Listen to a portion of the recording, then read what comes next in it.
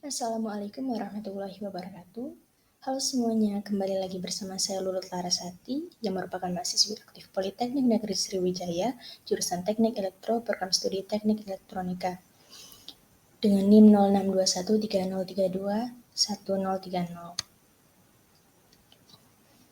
Pada kesempatan kali ini, saya akan membahas mengenai CPR atau Cardiopulmonary Resuscitation untuk memenuhi tugas mata kuliah K3 dan SNI dengan dosen pengampu Pak Budiman Hanafia STMTRT.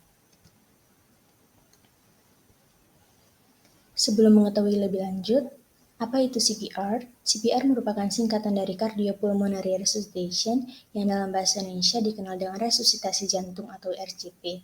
CPR adalah serangkaian tindakan darurat yang dilakukan pada seseorang yang mengalami henti jantung atau berhenti bernapas. Beberapa kondisi yang memerlukan CPR antara lain serangan jantung, tenggelam, overdosis obat atau keracunan, trauma serius, penyakit jantung bawaan, terkena sengatan listrik, tersedak, dan sebagainya.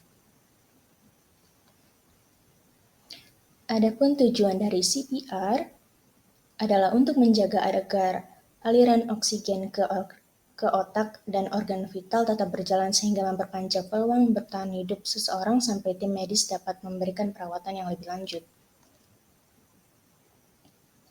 Adapun hal-hal yang perlu diperhatikan sebelum melakukan CPR antara lain yang pertama yaitu danger, pastikan lokasi di sekitar pasien henti jantung aman dan terhindar dari bahaya. Yang kedua yaitu respons, periksa tingkat kesadaran korban dengan mencoba menanyakan namanya dengan suara yang cukup lantang atau menggoyangkan tubuhnya secara perlahan. Yang ketiga yaitu shout for help, segera minta bantuan dengan cara memanggil nomor darurat atau meminta orang lain di sekitar untuk melakukannya.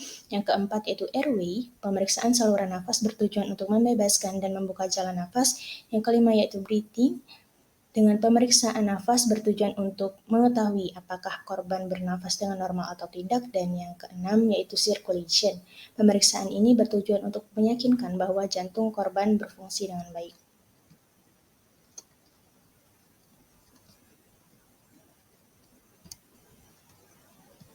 Berikut cara untuk melakukan kompresi jantung untuk orang dewasa, anak, dan bayi. Yang membedakannya hanya dengan peletakan tangannya.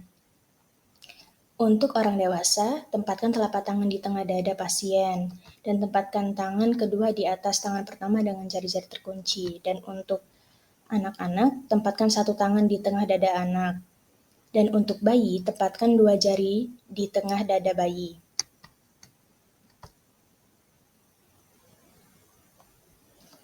Untuk keterlambatan RCP dalam 1 menit, kemungkinan berhasil akan menjadi 98 dari 100%. Untuk keterlambatan RCP selama 3 menit, itu kemungkinan berhasilnya hanya 50 dari 100%. Dan keterlambatan RCP selama 10 menit kemungkinan akan berhasil menjadi 1 dari 100%.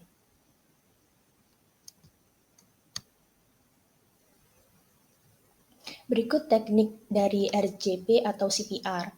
Yang pertama yaitu compression, dengan memberikan penekanan pada dada sebanyak 30 kali dan penekanan dengan kedalaman 5-6 cm. Lokasi penekanan berada pada pertengahan dada yaitu di bawah tulang sternum. Yang kedua yaitu airway atau saluran napas. Pastikan saluran napas pasien terbuka. Untuk melakukannya, letakkan pasien pada posisi terlentang datar di atas permukaan yang keras. Kemudian angkat dagu pasien dengan menggunakan teknik anggukan kepala dan angkat dagu untuk membuka jalur napas. Pastikan jalur napas bebas dari obstruksi atau benda asing. Ya, dan yang ketiga yaitu breathing. Bisa dilihat dari video ini. Penghentian CPR atau RCP dilakukan jika RCP berhasil, penolong kelelahan, adanya tanda-tanda kematian pasti, dan petugas terlatih tiba di tempat kejadian. Dan ini merupakan posisi pemulihan setelah CPR berhasil.